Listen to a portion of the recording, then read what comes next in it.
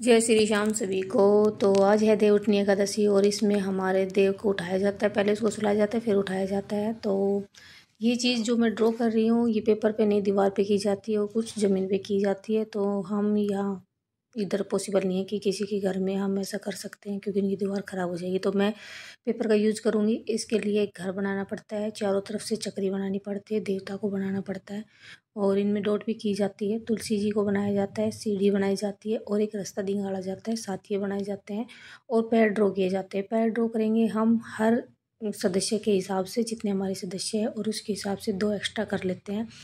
तो अब हो गया दूध लाने का टाइम और मैंने वानी को बोल दिया है कि तू दूध लेके आ, तब तक मैं इन सब कामों को निपटा देती हूँ। तो हम दोनों माँ बेटी सारे काम कर लेते हैं इसी तरह से मिलजुल के। तो बेटी होने का यही फ़ायदा है कि काफ़ी काम मेरे ख़त्म हो जाते हैं, जो के लिए अच्छा होता है। तो वानी चल रही है दूध हमें लाना है बिल्कुल पड़ोस से। ये घर छोड़ मतलब ये घर है, इससे अगले घर पे हमें दूध लाना है। यहाँ पे मिलता है गाय का दूध, तो मैं फिर ऐसे दूध लेती हूँ। तो अब वानी दूध लेके आ चुकी है और अब मैं तुलसी जी का थोड़ा मेकअप कर दूँगी क्योंकि मुझे ये तुलसी विवाह वगैरह तो खैर आता नहीं है, ना ही हमारे ट्रेडिशन में है और मेरी सास भी ये चीज़ नहीं करती। बस मैं इतना करती हूँ कि देव हमारे उठाते हैं, सुलाते हैं, ये मेरी मम्मी के टाइम का है, इसलिए हम मम्मी से सीख के आए तो हम कर लेते हैं। इसमें करने में कुछ नहीं जाता है। तो तुलसी जी का मेकअप थोड़ा सा बिंदी, सिंदूर और नाड़ वगैरह बांध दिया था, पूजा कर दी थी, 2 बत्ती लगा दी थी। बाकी इतना कुछ मैं करती नहीं हूँ। या आप बाहर रह के तो पता नहीं क्या क्या लोग करते हैं, तो मुझे सच में बताती हूँ तो मुझे ये चीज़ आती भी नहीं है।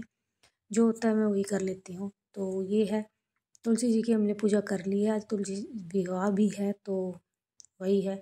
तो वानी को मैंने जो ड्रॉ किया है उसको मैंने चिपकाने के लिए दे दिया है दीवार पे। मगर तब तक तो इसको चिपका, मैं तब तक कुछ काम कर लेती हूँ। और मुझे जो डेली की पूजा होती है वो भी करनी है, तो उसी के लिए मैंने वानी को ये टास्क दिया है कि तू ये काम कर, क्योंकि दीवार ख़राब नहीं होगी ना, इसलिए ये पेपर को चिपकाना। फिर इसी के सामने जो देव को सुलाया जाता है फिर उठाया भी जाता है। तो हमारे टाइम में तो हम मम्मी के साथ जाते थे, गीत गाती रहती थी मम्मी, हम आगे सबके घरों में जाके देव उठाते थे। तो हमारे तो अलग ही कल्चर था, सबके घरों में जाना पड़ता था। तो अपने चाचा ताऊ जो भी है उनके सबके घर में जाके करते थे और मम्मी गीत वगैरह गाती थी, सारी लेडीज इकट्ठा होके, और फिर वो नाच इकट्ठा करती थी।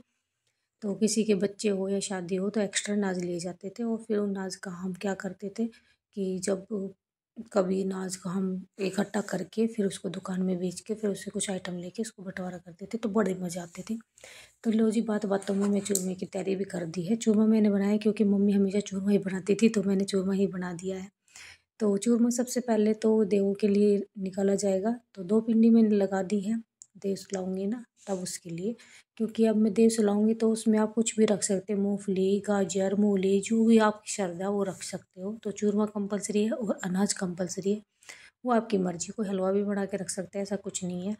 तो इसके लिए मुझे कुछ फ्रूट रखे हैं और टॉफ़ी है और चॉकलेट है और कुछ पैसे जो कि कन्याओं को दिए जाते हैं। तो अब मैं देवताओं को सुला देती हूँ, तब हम सोएंगे तब उसको उठा दूँगी। तो इसके लिए साथिया बनाती हूँ, एक परात लेनी है और इस पर साथिया लगा के और इसको सुला देंगे। तो ये होता है हमारे इस तरह से सुलाने का काम। इसको ढक देंगे तो मतलब ये कहते हैं कि देवता को सुला दिया है। अब जब हम सोएंगे तब इसको उठाएंगे। तो अभी लड्डू गोपाल जी को भी मैं भोग लगा देती हूँ। चूरमा मेरा रेडी हो गया, इसका फेवरेट है। तो अब फिर हम सब भी खाना खा लेंगे और अब हमारा देव उठने का प्रोग्राम शुरू होगा। काफ़ी टाइम हो गया, तो इस तरह से हम बजाते रहे, उठो देव जागो देव, उठो देव जागो देव, और उसके बाद इसको उठाया जाता है। और बड़ी लूट पाट मस्ती है, तो आप देखते रहिएगा हमारी लूट पाट कैसी होती है।